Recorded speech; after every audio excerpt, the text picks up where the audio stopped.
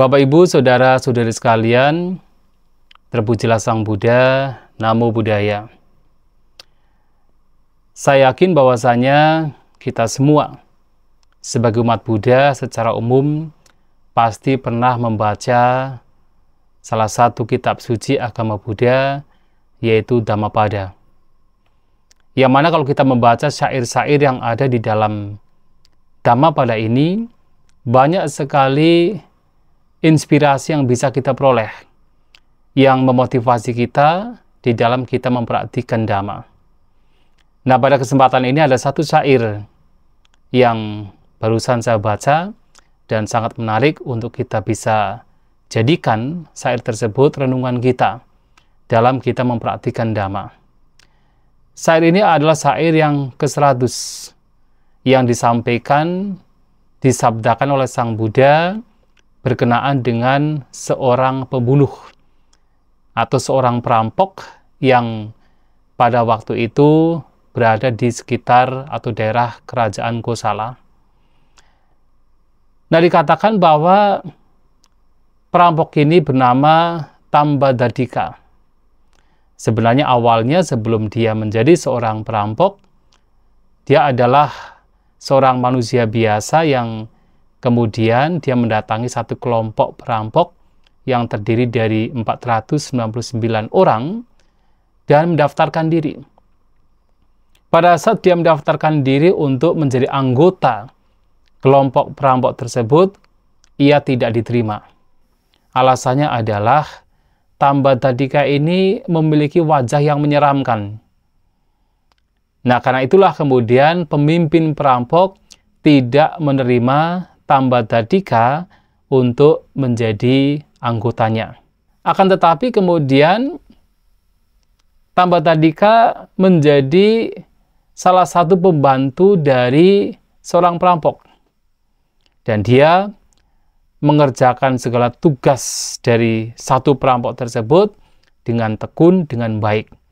Sehingga pada suatu saat sang perampok kemudian membawa Tambadadika ke pemimpin perampok tersebut untuk menerima Tambadadika sebagai salah satu anggota kelompok perampok tersebut, dengan mengatakan bahwa Tambadadika ini orangnya baik, tekun, dan layak untuk bisa diterima sebagai anggota perampok. Nah, pada akhirnya dia menjadi salah satu anggota perampok yang dengan dia artinya satu kelompok tersebut ada 500 perampok. Suatu kali raja dan juga para pekerja kerajaan atau para prajurit dan juga masyarakat mengepung para perampok ini yang kesemuanya 500 ditangkap. Dan sebagai hukuman sang raja menyampaikan mereka harus dihukum mati. Nah, kepalanya harus dipenggal. Tetapi tidak ada satupun orang yang mau memenggal, membunuh para perampok tersebut. Akhirnya sang raja meminta kepada satu persatu perampok apakah mau ada yang menjadi algojo.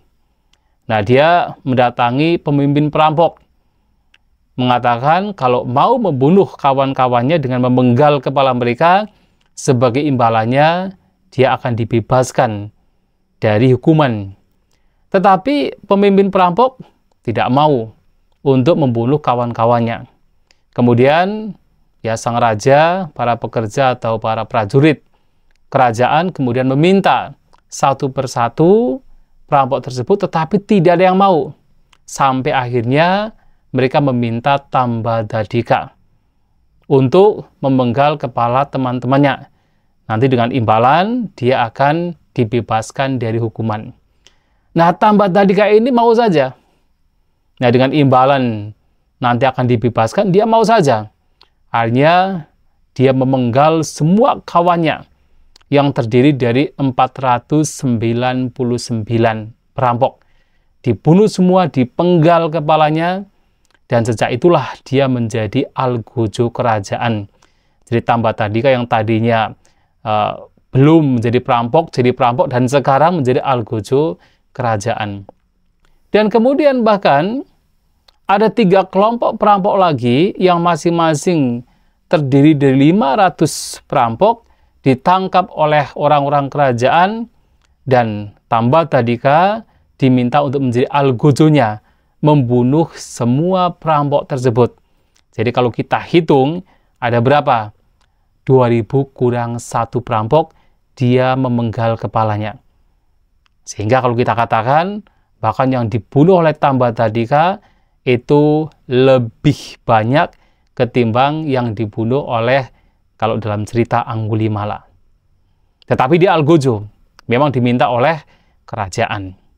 Nah, sejak itu juga dikatakan setiap hari dia akan membunuh 2 atau 3 perampok atau 2 atau 3 kriminal yang telah mengacau kerajaan, dan dia adalah menjadi algojonya. Dan dia melakukan itu menjadi algojo kerajaan selama 55 tahun. Bayangkan, kalau setiap hari dia membunuh 2 atau 3 kriminal, atau dia memenggal kepala 2 atau 3 kriminal selama 55 tahun, sudah berapa banyak orang yang dia penggal. Nah, ketika dia menjadi tua, dia tidak lagi bisa memenggal kriminal dengan 1 pukulan atau 1 tebasan. Harus 2 atau 3 tebasan baru orang yang memang dihukum oleh kerajaan, dihukum mati, itu baru kemudian bisa dibunuh. Nah, masyarakat kemudian berpikir bahwa Tambadhadika ini malahan menyiksa kriminal tersebut, karena tidak dengan 1 tebasan, nah seseorang yang dihukum mati kemudian mati, harus 2 atau 3 tebasan. Akhirnya karena memang Tambadhadika sudah tua, sudah lemah, tidak bisa memenggal kepala orang atau kriminal dengan 1 tebasan, maka dia digantikan oleh yaitu algojo lain.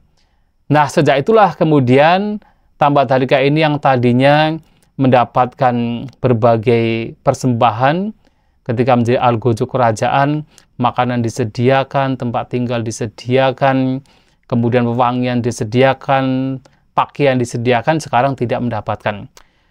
Nah, dikatakan ketika di hari di mana dia dibebas tugaskan dari pekerjaannya sebagai algojo, dia memerintahkan seseorang untuk mempersiapkan makanan, yang terutama adalah kirayugang atau bubur yang dibuat dengan susu.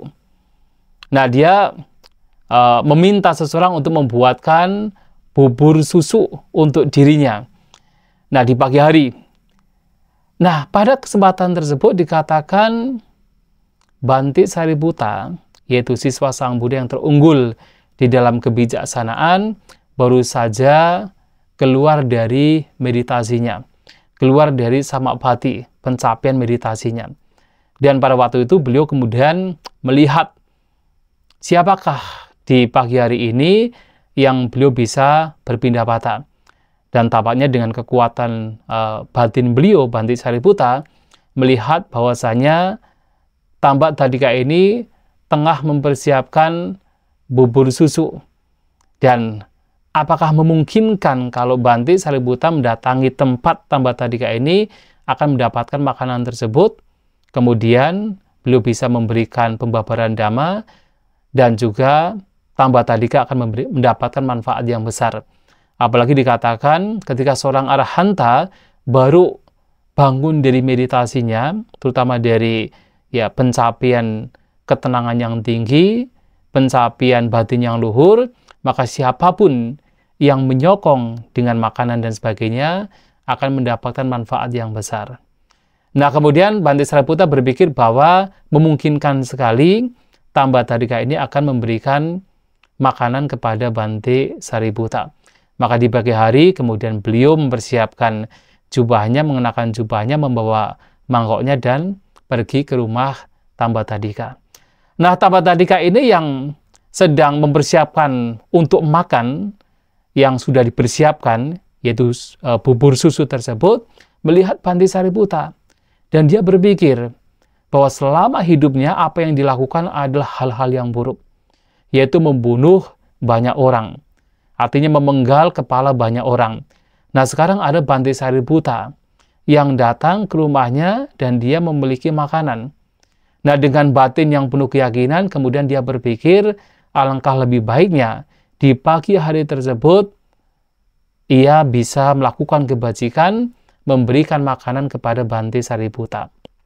Maka Tambadhalika ini mendatangi Bante Sariputa, mempersembahkan bubur yang terbuat dari susu ke mangkok, diletakkan di mangkok Bante Sariputa. Nah, tetapi sebenarnya dikatakan dalam cerita tersebut, nah ketika Bante Sariputa akan memulai menyantapnya, Tambadhalika ini berdiri sambil mengipasi Bante Sariputa. Tetapi di pikirannya, dia itu sebenarnya ingin makan sekali, ingin makan bubur susu yang telah dipersiapkan. Nah, Bante Sariputa yang memang tahu pikiran Tambadhalika ini kemudian mempersilahkan untuk Tambadhalika untuk makan saja buburnya. Nah, Bante Sariputa bisa memakan lainnya. Nah, akhirnya dimakanlah bubur tersebut oleh Tambadhalika, dan setelah selesai kemudian Bante Sariputa memberikan anumodana kata. Jadi, wejangan dhamma yang biasanya diberikan secara singkat berkenaan dengan yaitu perbuatan bajik yang telah dilakukan oleh siapapun yang memperhatikan, yang telah melakukan yaitu kebajikan tersebut. Yang pada kesempatan tersebut Tambadhalika melakukan kebajikan dengan mempersembahkan makan kepada Bante Sariputa. Nah, Bante Sariputa memberikan anumodana kata. Akan tetapi Tambadhalika ketika mendengarkan wejangan dhamma dari Bante Sariputa, ia tidak dapat mengikuti, tidak dapat mencerna apa yang disampaikan oleh Bante Sariputa. Kenapa? Karena dia mengingat, terpikir perbuatan-perbuatan yang telah dilakukan di masa lampau selama 55 tahun menjadi algojo kerajaan.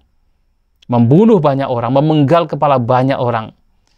Nah, kemudian Bante Sariputa yang mengetahui pikiran Tambadhalika ini kemudian bertanya, kenapa kamu tidak bisa mengikuti apa yang saya sampaikan? Kemudian dia menceritakan kalau dia merasa menyesal, dia merasa tidak nyaman, dia merasa bersalah karena telah memenggal banyak orang. Maka sulit sekali untuk bisa mengikuti wejangan dhamma yang diberikan oleh Bante Sariputa. Hanya Bante Sariputa melihat hal tersebut, bertanya kepada Tambadhalika, apakah engkau ketika memenggal kepala para kriminal tersebut betul-betul adalah kehendak dirimu sendiri atau memang itu ditugaskan oleh kerajaan? Nah, dia menjawab, oh, saya tidak berkehendak oleh pikiran saya sendiri, tidak ada niat dari saya sendiri untuk membunuh mereka. Tetapi saya sekedar menjalankan tugas atas perintah kerajaan. Nah, karena demikianlah, kemudian Tambadhalika juga berpikir, berarti saya tidak salah. Nah, ketika dia berpikir bahwa dia tidak salah, batinnya menjadi tenang. Yang tadinya kacau, gelisah, merasa bersalah, menyesal, batinnya menjadi tenang. Kemudian Bante Sariputa melihat batin Tambadhalika sudah tenang, kemudian kembali membabarkan dhamma. Nah, dikatakan ketika mendengarkan pembabaran dhamma dari Bante Sariputa, Tambadhalika mencapai pencapaian yang disebut anulomanyana.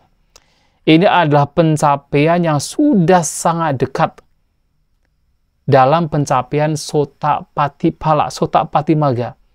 Artinya ketika seseorang mencapai anulomanyana, sedikit lagi bisa mencapai kesucian sotapanna.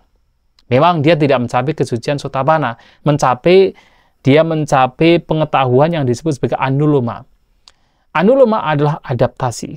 Artinya ketika pikiran ini, batin ini sudah betul-betul selaras dengan pengetahuan tentang anicca, dukkha, dan anatta, maka batin ini akan menjadi beradaptasi dengan pengetahuan tentang anicca, dukkha, dan anatta.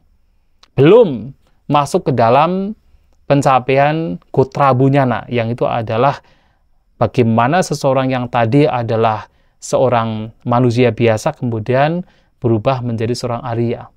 Kotrabu artinya changing the lineage, atau perubahan wangsa dari wangsa Putujana menjadi wangsa Arya.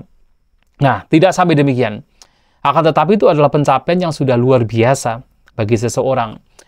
Nah, ketika Bhante Sariputa selesai memberikan wejangan demikian, Tambatadika, ya Bhante Sariputa kembali ke wiharanya dan Tambatadika mengantar sampai ke depan.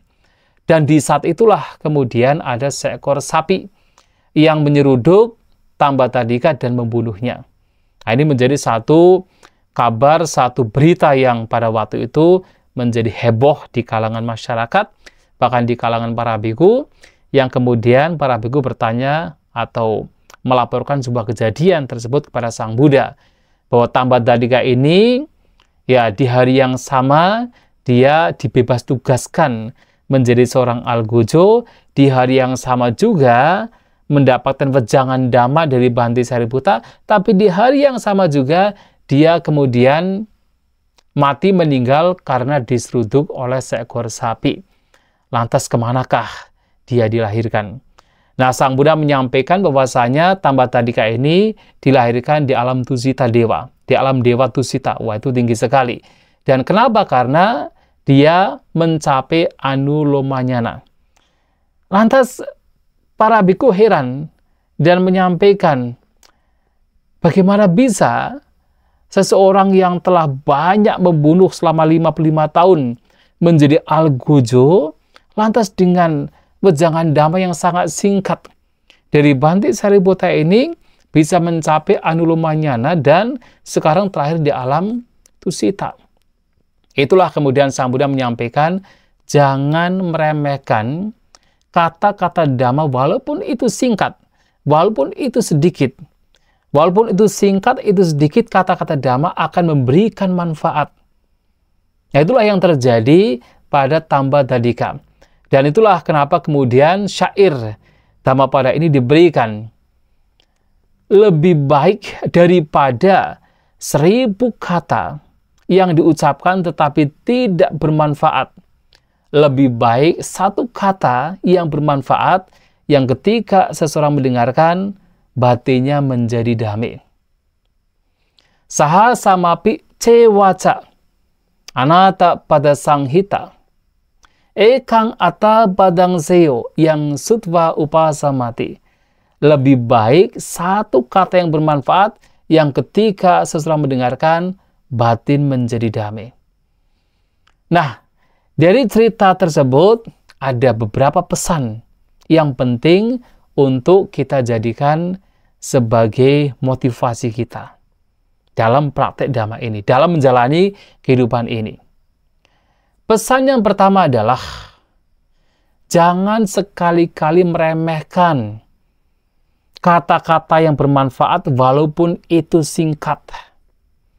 Karena ada kalanya sesuatu yang sedikit, sesuatu yang sepertinya remeh, tetapi itu bermanfaat, itu bisa sangat bermanfaat bagi orang tertentu. Walaupun itu simpel, sederhana, tetapi itu bermanfaat, itu bisa menjadi motivasi bagi orang tertentu.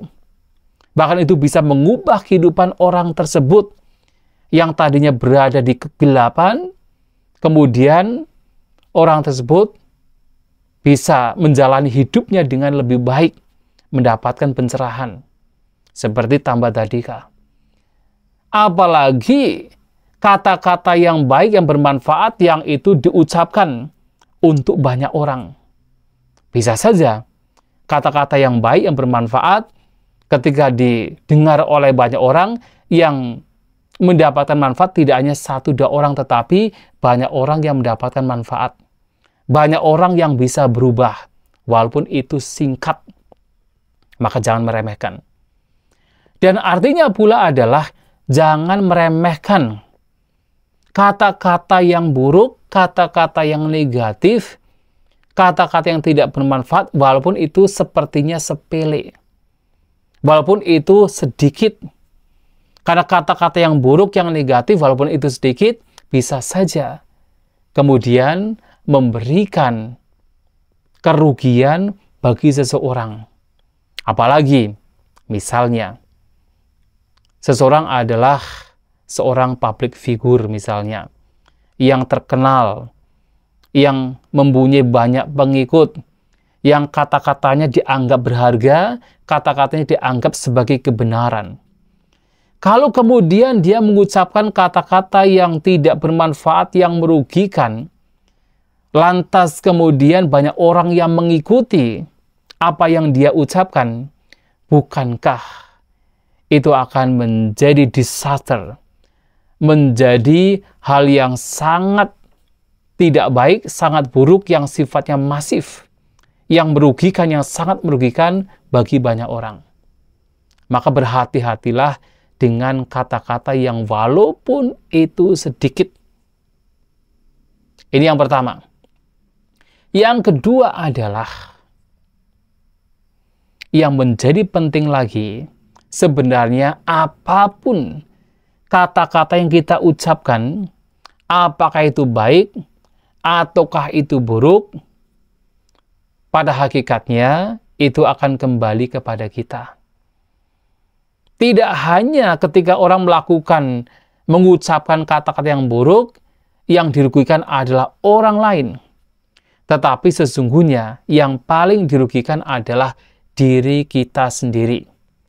Karena sesuai dengan hukum sebab akibat, apapun yang kita berbuat akan kembali kepada diri kita. Bahkan bisa kembali berlipat ganda. Kalau kita mengucapkan kata-kata yang buruk, itu pun juga akan kembali kepada kita. Hal yang buruk, penderitaan akan kembali kepada kita. Dan tentunya, kalau kita mengucapkan kata-kata yang baik, itu juga akan kembali kepada kita. Kebaikan, kebahagiaan akan kembali pada kita. Maka ucapkan semaksimal mungkin hal-hal yang baik, hal-hal yang bermanfaat. Dan penuh perhatian untuk tidak mengucapkan kata-kata yang pada hakikatnya adalah merugikan. Selanjutnya, yang ketiga, kalau kita perhatikan, kita mendapatkan pesan betapa teman yang baik, kalyanamita, itu sangat penting. Tambah tadika, bisa mendapatkan hal yang begitu luhur, walaupun selama hidupnya 55 tahun, ia telah menjadi seorang algojo, tetapi karena kemudian ia berasosiasi, ia berteman dengan seorang bijaksanawan seperti Bante Sariputta, maka dia mendapatkan manfaat yang luar biasa. Itulah kenapa Sang Buddha dalam banyak khotbah beliau menganjurkan kita untuk senantiasa mencari kalyanamita, teman yang baik. Untuk apa? Untuk belajar dari mereka. Untuk bisa mendapatkan wejangan mereka, nasihat mereka. Maka ketika kita bertemu dengan orang yang bijaksana, dengan teman yang baik, yang mengerti mana yang baik, mana yang tidak baik, bahkan ketika kita dicela oleh mereka, maka berterima kasihlah. Karena kita ditunjukkan kesalahan kita untuk supaya kedepannya menjadi lebih baik. Nah, berteman dengan orang yang baik, yang mengerti mana yang baik, mana yang buruk, yang menunjukkan kita untuk senantiasa menjalankan kehidupan yang baik, itu sangat penting. Itu juga pesan yang terkandung di dalam syair ini.